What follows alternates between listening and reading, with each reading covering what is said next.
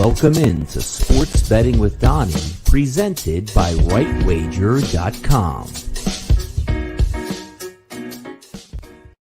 And just like that, we are live right here on Sports Betting with Donnie, presented by RightWager.com. Show 1, Season 1, whatever you want to call it. We are here and we are going to let it rip. Now, look, coming to with a new show or a new concept show, you're going to get a lot of the same of what you really expected out of Sports Betting with Donnie, or when you see Donnie Rightside or Donnie Seymour, if you see him on SBR, Pub Sports Radio, on the radio in Chicago where I've done a show with the big man on campus and also have done a radio show all by myself for 6 to 7 months on the air.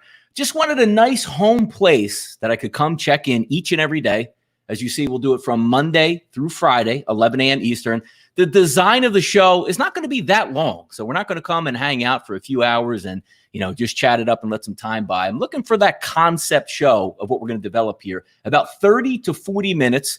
Have some fun talking about sports. Always, I love to hit some hot topics and also take a look at some of the game's projections later on in the day. And the perfect time to get started. That's supposed to get going around April, May, in that range. But we had to hold off because the sports that I like to do, Major League Baseball, college basketball, college football, talk about it. And certainly with the NFL, I wanted to be genuine. Saw a lot of people out there in the industry who never bet horses. All of a sudden we're horse experts. People that are looking over at Korean baseball who never even knew Korean baseball existed, try to become experts at that. People that didn't really check in on UFC, starting to be experts with that as well. And people that couldn't tell you where Belmont, the Preakness are, or even the Kentucky Derby, what city it's located in, all of a sudden going out being horsing experts. As LeVar Ball said it best, I always like to stay in my lane, and I figured that's what I would actually do. Now, we're broadcasting also on 5 platforms, so I do want to thank you for checking it out and, joining right away. A lot of people watch the show as opposed to if they're coming in live, watch it on replay. I do thank you for that. And we're trying to build something here and certainly have some fun with it. Spent a lot of time, as I said, developing the concept on what I actually wanted to get through and also talk to you of the people of the chat box and chiming in. Now, since we are on 5 platforms, it used to be easy when we're just broadcasting here and I'm taking a look at my screen here on YouTube that, hey, I'm going to go back and forth. I'm going to talk about sports and we can chat it up. But since we have that, it's more likely to me when I see your topics come up in the chat box, since we're going through StreamYard, it's easy for me to put it on the actual screen and then we can talk about it going that way. So I do thank you guys for also tuning in. And look, if you haven't done so yet, I haven't spent a lot of time on my YouTube channel so far. I've had it for a couple of years, but obviously doing more content on other networks as opposed to my own, trying to build something. If you can hit that subscribe button down below right there, it says 382 subscribers. I would like to jack that up as high as I can and as fast as I can so we can certainly get after it and reach more people and have more fun and see how far we can expand the show. But as always, say, hey, Donnie, well, why are you coming on your own? Why are you using Jeff here with you? I love Jeff. Jeff is awesome. We've done some of the best content together and one of my best friends in the industry. But I just wanted a home plate for myself that said, you know what? When the time comes and I go live, just want to get some things off my chest that I had here.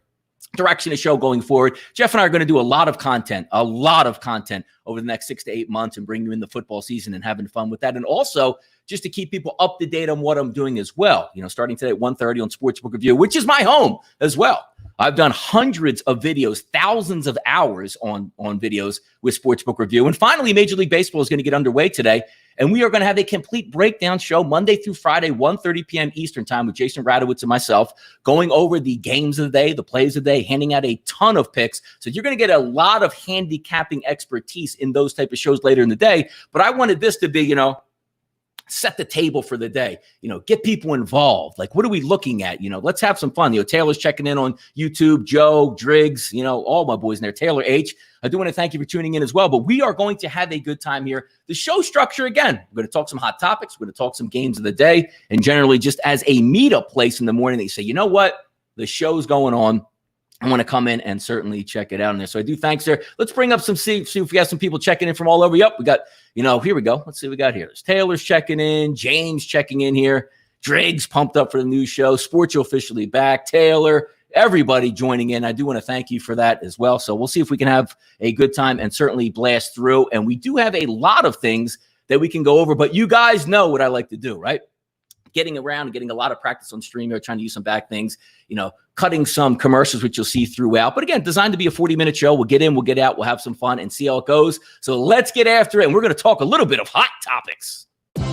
These are your Sports Betting with Donnie hot topics of the day. All right. And if you've seen, going back and forth on Twitter and checking a few things out, one of the hot topics that we are talking about, or at least, of course, over the past week and a half, COVID-19 virus, wreaking havoc across the United States and still a problem with other countries, but not as big a problem in Canada, even though the United States is testing much, much more than most other countries combined across the world. There's one team out there that right now doesn't have a home. I can't even believe, we are going tonight. It's opening day in Major League Baseball tonight, 2020 season in Washington. It's going to be great. 7 p.m. pitch. Garrett Cole is going to be out there. Max Scherzer is going to be out there. Our long suffering over the past couple of months when the Big Four finally gets back, meaning Major League Baseball, NFL, NHL, and NBA. Tonight is that coronation saying, you know what? We made it through. Let's get back to sports and get back to reality and start winning some money and producing some good content out here. But it's amazing that the Blue Jays, when you take a look, don't have a home at this time. I don't understand why they don't have a home at this time. Why are they not playing in Toronto? And I know I went back and forth with a couple of people. The coronavirus is serious. We know that. The coronavirus is spreading. Nobody wants to get it. But you have to be a realist of what actually is taking place. The simple fact that the Toronto Blue Jays are not playing in Canada is ridiculous. It's hilarious. If I would have told you last year, hey, Toronto is not going to play their home games because a bunch of healthy guys are going to come in and play them on the field, but we're going to expect coronavirus to spread like wild in Toronto. Doesn't make any sense to me at that point, and it shouldn't make sense to anybody out there. Joe Public is not going into Toronto. Joe Public is not coming from, and I keep on using this analogy, Fort Lauderdale. We're not loading up Spirit or Frontier Airlines with 300 people that are symptomatic, asymptomatic, and maybe possible positives for COVID-19 and flying them into Toronto and just letting them out in the streets. Go hang with Drake, go catch a Toronto, Maple Leafs game. Of course, they're not playing, but I'm just being facetious here. But when you take an overlook at that, that's not what's taking place here. The New York Yankees are going to fly into town on a private jet with, let's just say, 55 people on the charter jet. That means trainers, coaches, and players. Each one of those players asymptomatic. Each one of those players tested, so we know they don't have COVID-19. What's the big deal? They're going to fly in for Friday, Saturday, Sunday, nobody sick, play, and then fly out. The Yankees as a team are healthier than the citizens that are in Toronto right now. So if we could just get by that, Toronto getting embarrassed by their own home state, and I even joked with Gabriel Morency, which I do come on his show, Game Time Decisions, and said, why is Toronto slapping the Toronto Blue Jays around? That's your team. That's Canada's team. Hey, guys, we're not even going to help you out in this. Good luck. Go find a place to play in Buffalo. Hey, by the way, Buffalo doesn't have enough flights. All right, well, get down to Pittsburgh. Hey, looks like we found a home in Pittsburgh. Governor Wolf said, no, you didn't find a home here. And you're not going to play in Philadelphia. Let's move down the pike. Let's go down I-95 and try Baltimore. Why are you guys embarrassed? Why is Canada embarrassing the Toronto Blue Jays? A shooby team with no home that nobody wants. Embrace them, Canada. Healthy baseball players are coming to your city to play baseball, to your homegrown Canadian ball club. Back-to-back World Series champions in the 90s. Now, seemingly, Canada doesn't give a damn about them. Well, this is what it is at this point. So we'll keep going down and talking baseball, which you get, of course. We're going to get a little bit later and talk about the Yankees, talk about the Washington Nationals, and then go late night with little Johnny Cueto and Clayton Kershaw talk. Also, keep in mind, we're going to be breaking these games down one by one. Actually, one by one kind of makes sense at this point since it's only 2 games on SBR a little bit later today at 1:30 p.m. We'll be able to shoot out those links and certainly get involved with a bunch of things there. Mookie Betts hits the jackpot. $365 million. Only guy that makes more, I believe, is Mike Trout. And there's some differentiating things, what years count and this $27 million that's out there. So let's just say 1A and 1A and 1. Mike Trout and Mookie Betts getting all that money. And it brings into the fact where good for Mookie Betts, right? Huge signing bonus too, like $65 million, which was designed because obviously you have deep pockets on the Los Angeles Dodgers, but also to avoid paying taxes because Mookie Betts doesn't make his home in California. So California can't tax that signing bonus like they can just tax a regular $30 million a year.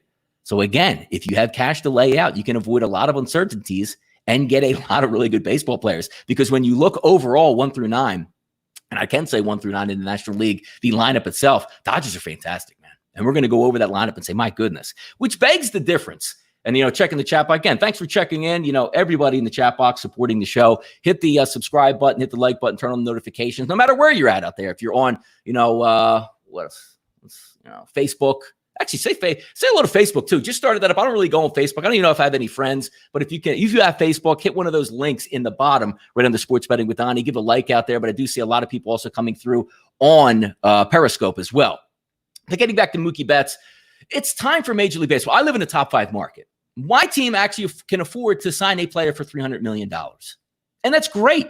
And maybe you can use it to your advantage, and you don't want to really go over that threshold with the salary cap to get into the luxury that you want to pay. But the Phillies have the ability to do that. The Pittsburgh Pirates don't have the ability to do that. The Tampa Bay Rays don't have the ability. The Miami Marlins don't have the ability. Milwaukee doesn't want to do that. And certainly Kansas City, some of the smaller market teams out here. And I remember way back, when we're talking Philadelphia Flyers and hockey, and they're going to get going in just a little bit. I was always happy that the Flyers and the NHL did not have a salary cap because Ed Snyder, the Flyers owner, didn't care about spending money. If he made a mistake and signed a guy for 5 years, $20 million, which was a lot of money back in the 90s, and it didn't work after 1 year, he'd go out and spend 5 years, $20 million on another player to replace the player that he just had here. And it was great for the Flyers. Now, they didn't win, but each and every year they were pressing it to the max, and money was never an issue here.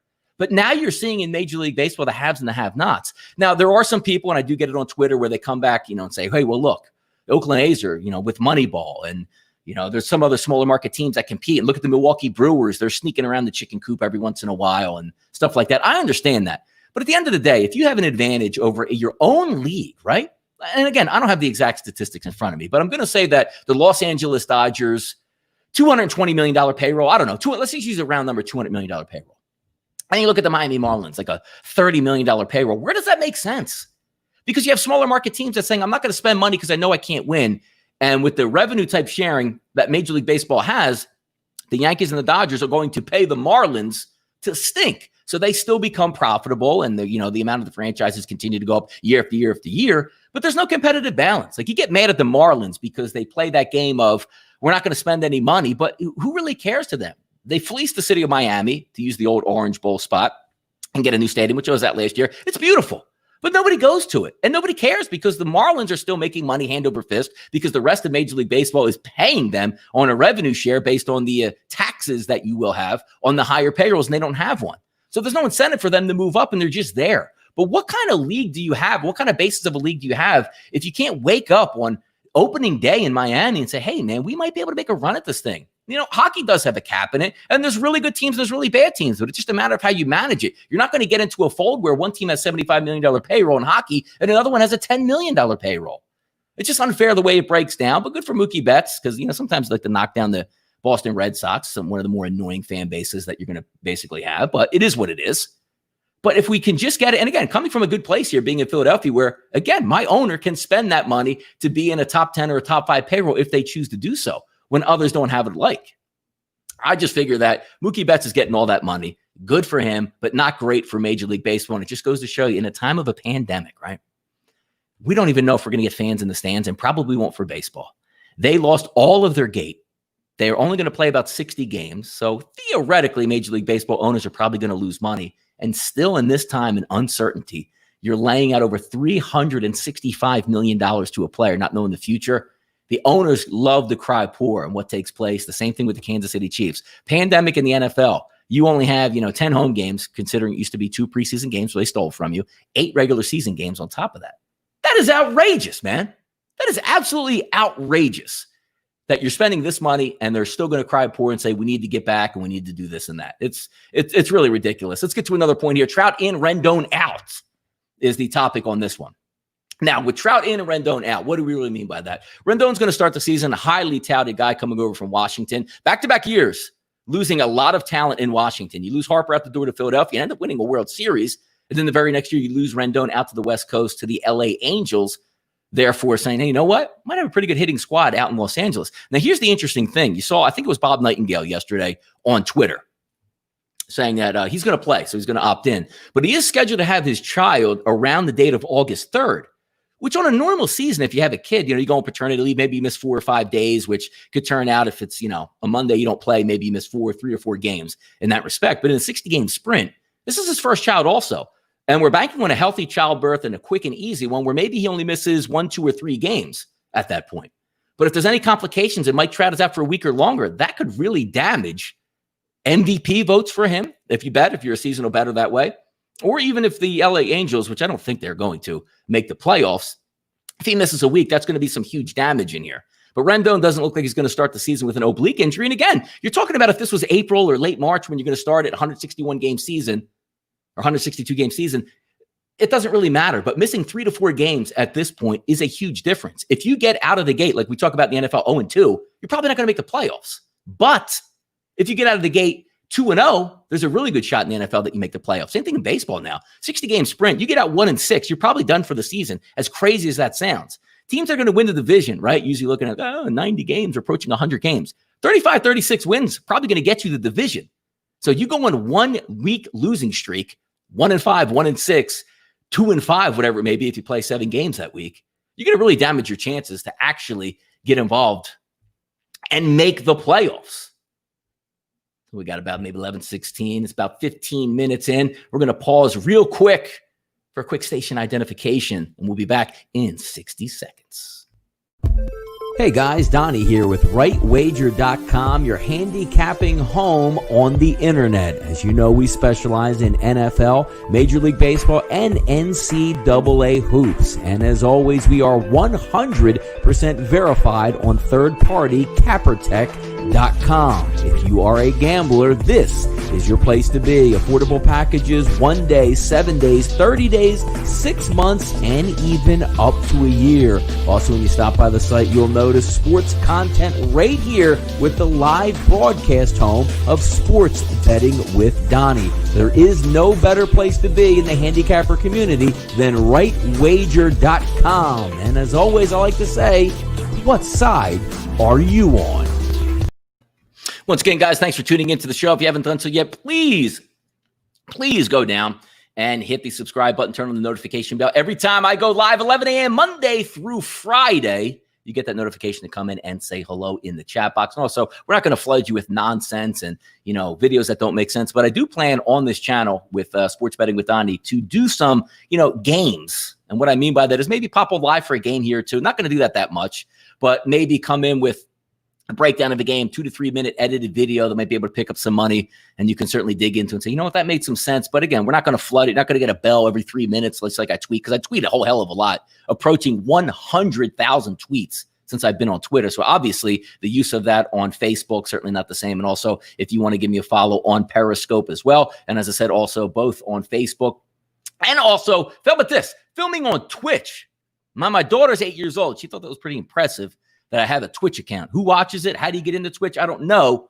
But as of right now, I am streaming on Twitch right now. So let's get back into talk some fun here in the NFL. NFL confirms fans, not players, fans must wear masks in 2020. Now, if we're taking a look at some, things throughout the NFL, specifically with the Green Bay Packers, so they're going to have maybe 10 to 12,000 people in the stands, which is ridiculous. I mean, it seats 80,000.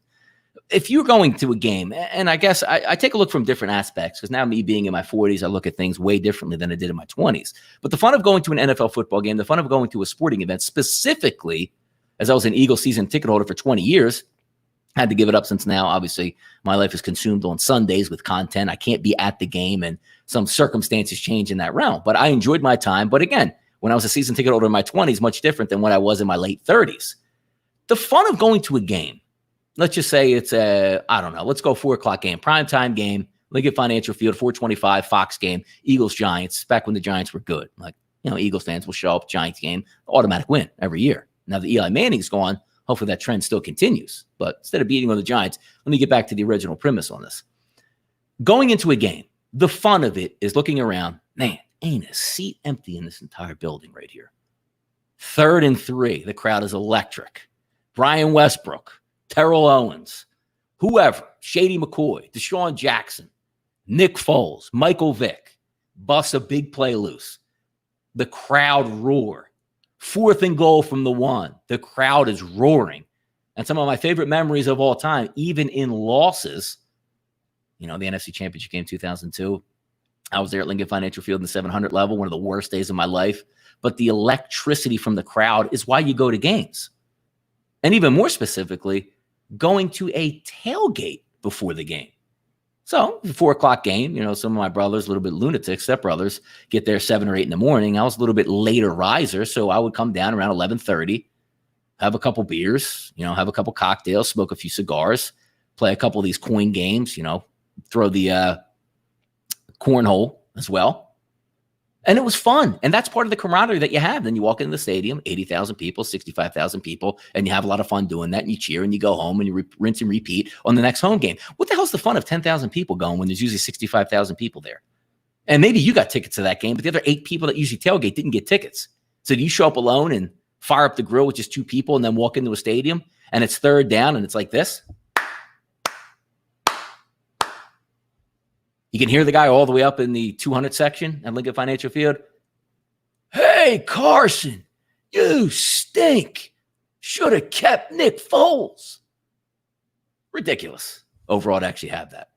But again, it's a little bit of an overreaction. And some people, I saw the argument, well, the players don't have to wear masks and the coaches don't have to wear masks. Yeah, well, the coaches and the players are tested all the time.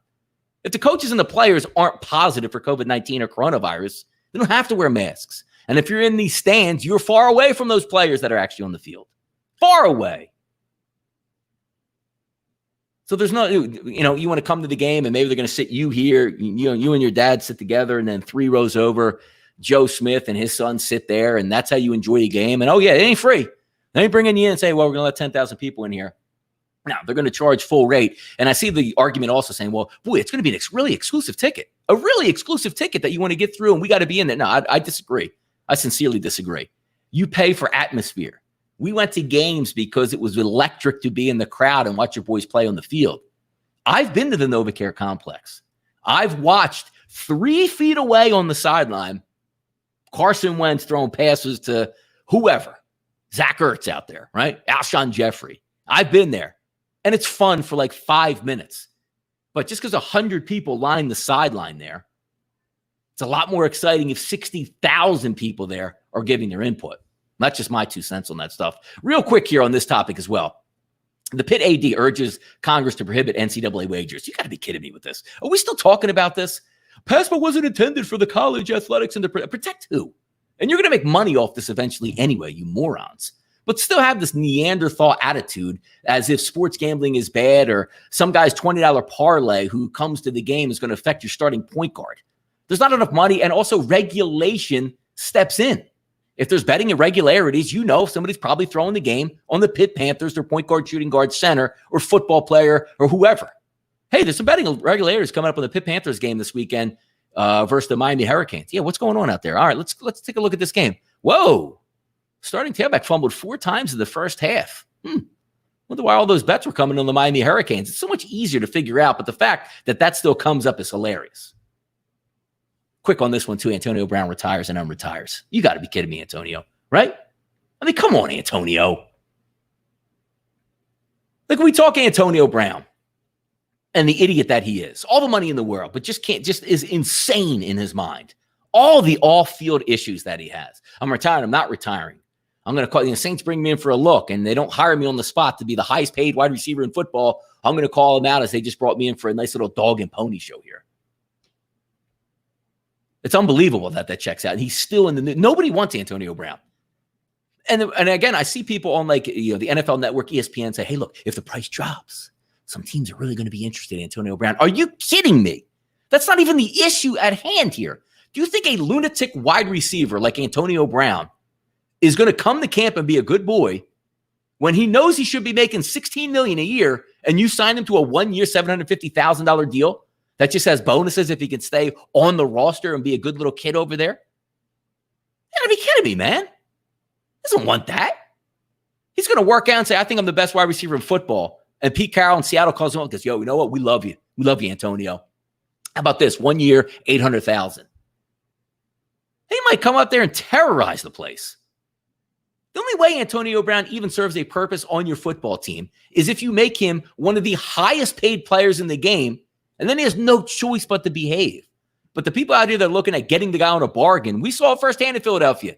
You get T.O. in a bargain in 2004, right?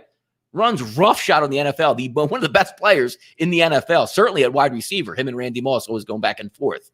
And all he wanted to do was get paid like he was supposed to be paid. And the Eagles said, nope, we trapped you. We got you. We got you cheap here. Joe Banner and the Eagles.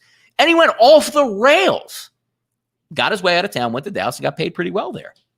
That's what happens with crazy wide receivers. They're not going to be good guys in the locker room unless you pay them what their exact worth is. And he's sitting out there floundering around. Well, it's the same thing with the Colin Kaepernick argument. Do you think Colin Kaepernick, hey, put him in the NFL. Why is nobody signing him? Again, Seattle Seahawks with Pete Carroll, when they brought him in, they probably said, hey, look, we can't really divulge a ton of salary your way. How about we bring him in for a look-see? 1 year, $700,000. He's not coming back for that price. Yes, Colin Kaepernick wants to play, but he probably wants to play for 5 years, $150 million. Hey, I want the going rate for whatever it would be. I want the going rate out here. That's not going to happen. It's not going to take place in that respect. No shot whatsoever. Another good topic here that we could talk about here. Zion Williams. Be back in 30 seconds right here. Support the good people that support us. Hey guys, Donnie here with sportsbookreview.com, the single best place on the internet for video and also written sports content. You've seen me do a lot of videos on our YouTube channel at SBR Sports Picks, bringing you all the latest up-to-date information. And also, if you want to win at sports betting, it's always important to get the best lines possible. So check out SBRodds.com, sportsbookreview.com. Hey guys, by the way, don't ever let anybody out there tell you that you can't learn new tricks. I'm 42 years old. In September, I'll be 43 years old. And I remember getting my first, HD camera. I don't even know if it was an HD camera, about maybe 8 or 9 years ago. Slowly taught myself YouTube, bought not production equipment is not the right word for it, but just the software where I can edit stuff and go live. Old dogs can certainly learn new tricks all the time and always try to up my craft. And, that's where you see these edited little commercials in here that you put in. Try to make it official just so it's a little bit more legitimate as a show when you guys come in and check it out. But a lot of fun for me to actually do and put up with. So we do have a few of those. And again, the people that support us also, you see me do a lot of work at pubsportsradio.com. Great guys down there. I do have also a commercial edit that we're going to come up in just a few moments and go over that as well. But SBR, you guys know I'm with them, and also my site as well with rightwager.com. So thank you once again for tuning in and checking out Zion, MIA, not Miami, Zion, MIA, but tested every day. He's been away for at least 6 to 7 days now. The NBA built everything for Zion to go down to the bubble. They could have went the hockey route, right? Hey, look, playoff teams, just go over here. They could have very easily did that in the NBA. 7-8 games left. We're going to eat that. Look, let's not make it harder. Let's not bring more people into the bubble. Let's just get down to Orlando, and let's just get it all in the playoffs. They say, you know what? Zion's huge, man. We might be able to get 7 or 8 games out of Zion. That's going to be great for the marketing. That's going to be great for the TV, great for optics. And who knows? If the Pelicans get in, we might be able to steal another 4, 5, 6, or 7 games in the playoffs that we can put Zion in. Zion bounces from the bubble. And now you're seeing the cryptic situation with the NBA, because nobody really knows where he's at or what he's doing, probably other than his agent, maybe Adam Silver and the couple of his boys. Hey, it's going well wherever you're at and whatever he's trying to handle. We have no idea what it is. But the NBA is now sending out the smoke signals. How do we know? How do we know that Zion's testing every day? The NBA could just be saying, you know what? We have a hold on him. We know where he's at, but there's strict protocols that you can, get around a lot of things per se, right? In the NBA bubble, if you're testing, so you can make it 4 days, but if you're not being tested, it might be 10 days. So when he comes back to the bubble, money talks, man. That's why they're down on the bubble. The NBA spent $150 million on the actual bubble. They want to make their return back, and Zion's a huge part of that. They're going to get, X amount of games before the playoffs start, and they're hoping that he does be able to make the playoffs. But the simple fact that nobody's heard from him, and all of a sudden you see at the NBA saying, hey, he's being tested every day. So when he comes back, it's going to be a pretty quick turnaround overall. I do think that's kind of funny to talk about because, again, money makes it talk, and maybe he is getting tested every day, but you know me, I love to talk conspiracies. I'm a conspiracy theorist, and that's what I like to look at there. Look at Joe Gomez out there. Donnie's got commercials now. What's next? Drone shots and Logan Paul guest hosts? Absolutely, man. Absolutely. Yes, here we go. Here's a good one here. I got to put this one up. Hold on real quick. Because this sums up my entire life here on all my channels. We've seen the mics throughout the years. I have I'm telling you, I'm like a kid in a candy store when I start going all through these topics and over the years. And you see, I put the pictures out. I slowly add on because I always believe in investing in myself and getting the best equipment and the best things so I can look professional on camera, have a nice background. And when you tune into the show, it's just like, who's this idiot in his mom's basement that's broadcasting here? And you try to sound appropriate online, but I do like to have fun and I talk slang, and I can certainly get into operator mode as if you don't know if it's a live person you're talking to or a recording. I could certainly do that as well. But he brings up such a funny thing, which we've seen the mics through the years, because I've had a lot of them. I have a few Yeti mics. I've had the ones where the headset that you put over your head. Even when I do my green screen shots for Pub Sports Radio, if you guys notice, I even have the wireless mics that go up. I have more mics than I have anything to know with.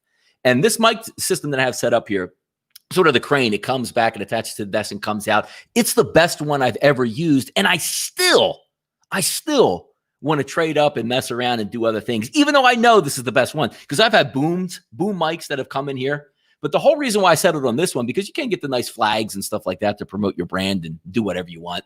But the fact is, I like to have my hands free because, if you guys have seen some of the tweets that I put out, my setup, I like to bang on a couple keyboards here. And if you have the Yeti microphone that sits usually just in front of you, it's almost like you got to circle around when you type in, end up knocking drinks over. So this is the best one that I've settled on. I've had it for quite a few shows now, but that is a great quote by Taylor Rage, who obviously have seen me over the years.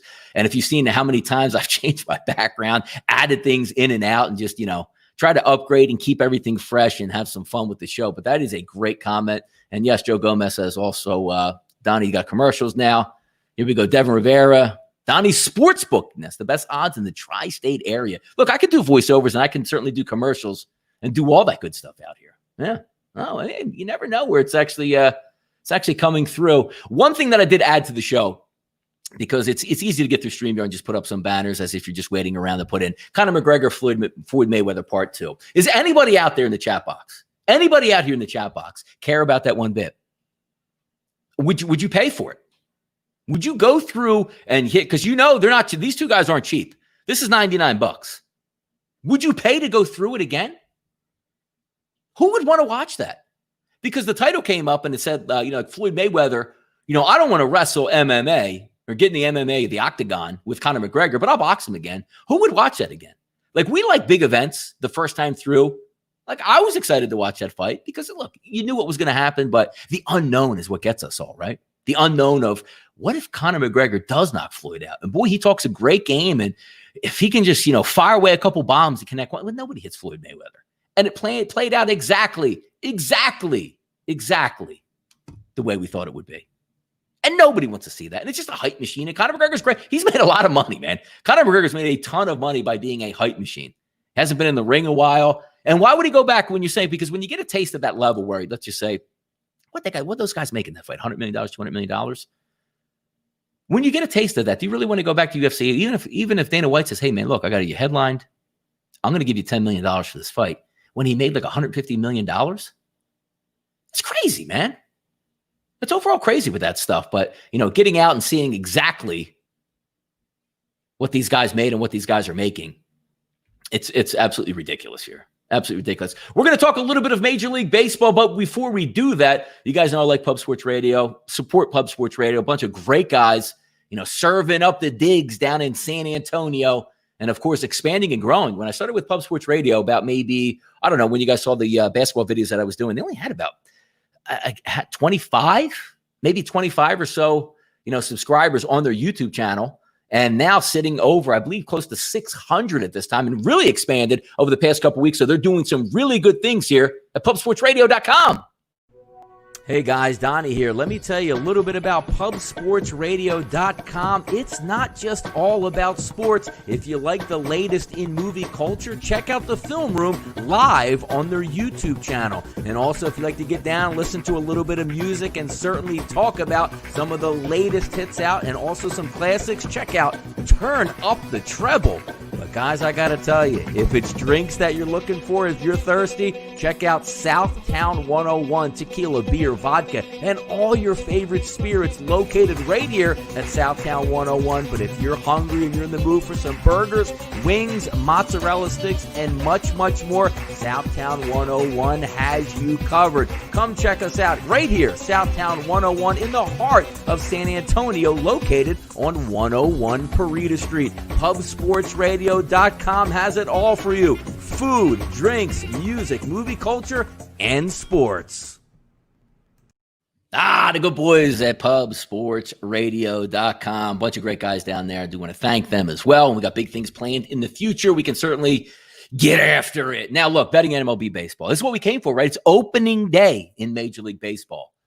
There's a lot to go over. And the reason why I wanted to bring this up before we actually got in and talked a little bit about the two games. And again, as I said, we're going to break this stuff all down 1:30 p.m. Eastern time right on Sportsbook Review. If you haven't gone there or followed, at SBR Sports Picks, please do that. And you'll certainly be able to get all that information and knowledge. And that's where we really get into the overall betting prowess of what we're going to anticipate for Major League Baseball. But there's a lot of changes to come in to watch out for. If you guys know me as well, especially with rightwager.com, I usually wait at least a month in a lot of seasons to get the numbers down, because I tell you up front, and I always want to be honest with who's ever watching, whoever tunes in and says, you know what, I listen to Donnie, I think he makes a lot of sense. But know that I'm coming from a good place, not of a place of I'm just going to try to make some quick money, sell you some picks, even though I don't really know what's going to take place. I'm not comfortable. And yes, wagering is fine. If you want to put a bet on the New York Yankees or the Washington Nationals tonight, or you want to get an upset late night with the San Francisco Giants, I'm all for that. That's a lot of fun. That's discretionary income you can use each and every way. But coming from a service perspective, I'm not going to put a play out when I have absolutely no idea what's going to happen.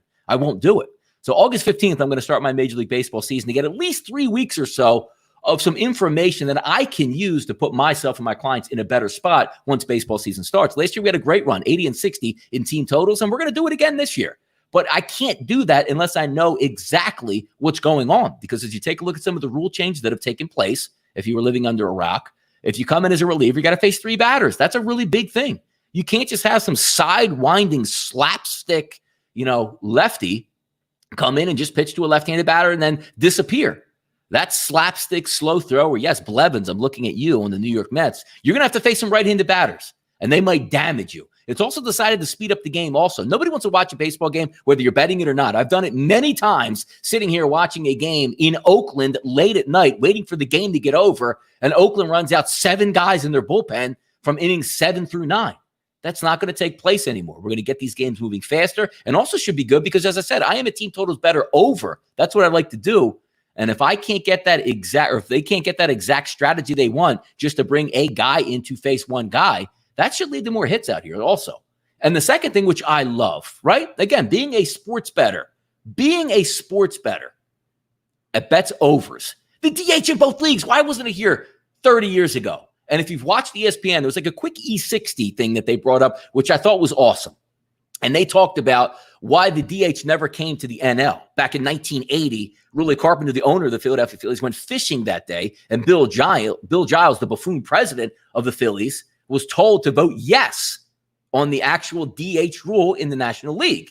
But the National League said the DH isn't going to come into play until 1982 as opposed to 1980. And Bill Giles couldn't just put it on himself and say, yes, my owner wanted the DH. He abstains, which means he voted no. And Pittsburgh followed along with a no. And they ended up with a no across the board. He never got the DH.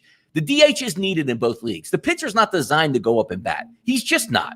An automatic out at the plate is ridiculous. And now, again, we're going to see how this wager's over when you're placing bets because you no longer have that automatic out. We're no longer going to have a team total that we need in the first 5 innings of 3.5 runs with men on first and second base when 2 outs, and Max Scherzer comes up to the plate and strikes out. You don't get a true chance at that. There should be more opportunities at the plate now that both the American League and also the National League have a DH. Now, this was thrown together pretty quickly also. Keep in mind, the benefit of the DH is still in the American League, even though both leagues have the DH, because you're going to see stuff like Howie Kendrick tonight is a quote-unquote DH for the Nationals. Now, I haven't looked at the roster, but I'm just using that as a bullet point here.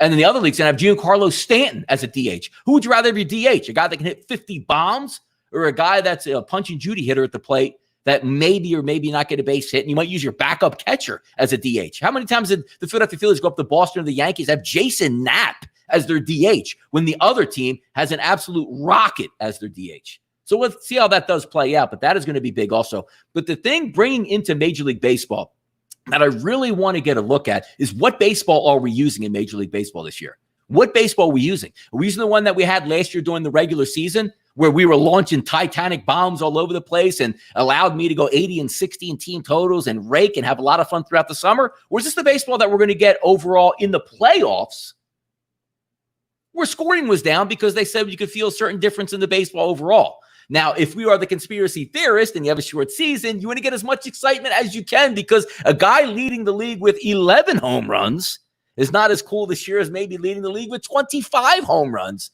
in a shortened season. And we want runs and we deserve runs. And I'm a batter that likes to see runs happen. I'm hoping they go overall with the juiced baseball. Now, Major League Baseball, right? Yankees Nationals tonight. So we're going to bring up a couple things here. Let's see if we can play with some of the new toys that we have here, right? Oh, look at that. Look at that.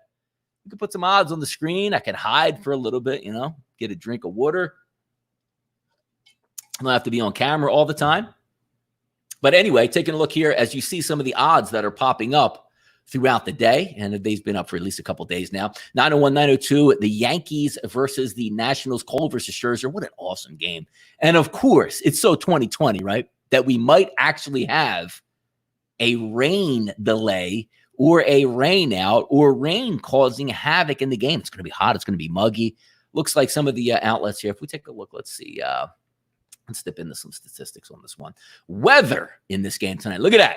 7 p.m. all the way through 10 p.m. Possible light rain and humid. You know it's humid. I mean, I live just outside the Philadelphia Center City area, not too far away. It's really humid, but obviously this is a little bit down I-95, but still going to be humid. 85 degrees at first pitch, but look at the precipitation numbers here.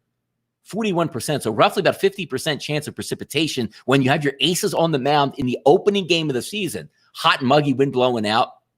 And looks like it might shift a little bit later to sort of blowing in.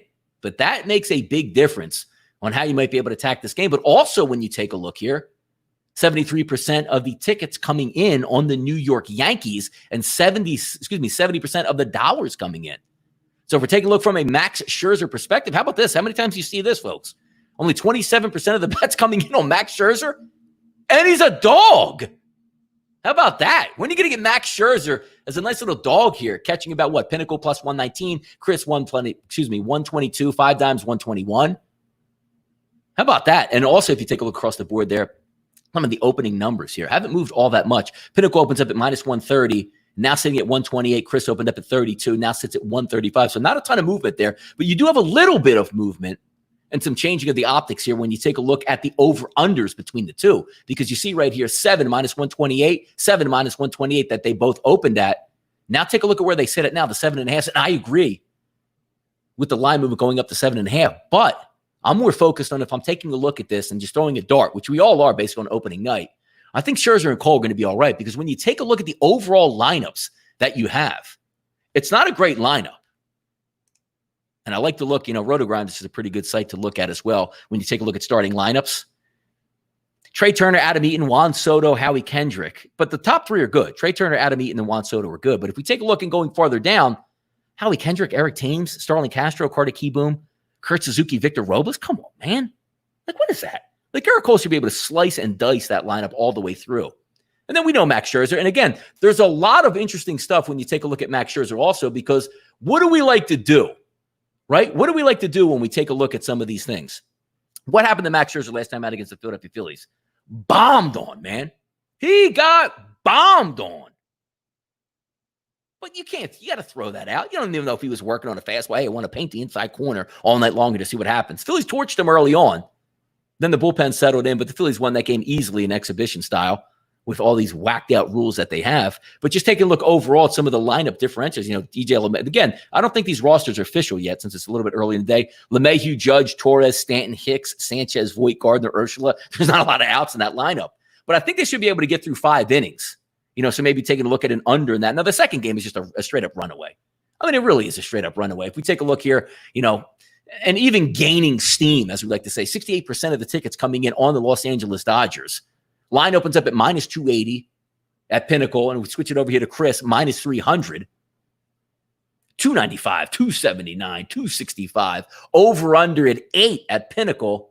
8.5 under at Chris, 5 dimes, 8.5. Then we take a look at the New Jersey sportsbooks, which I do love. They're at 8s across the board. Now, you take a look also at the lineup disparities there. When you look, Cueto's going to be on the mound. Barely had any starts last year. You're just going to throw him out there. Buster Posey's, not playing this season. There's not a lot to look forward to if you're a San Francisco Giants fan or even a backer.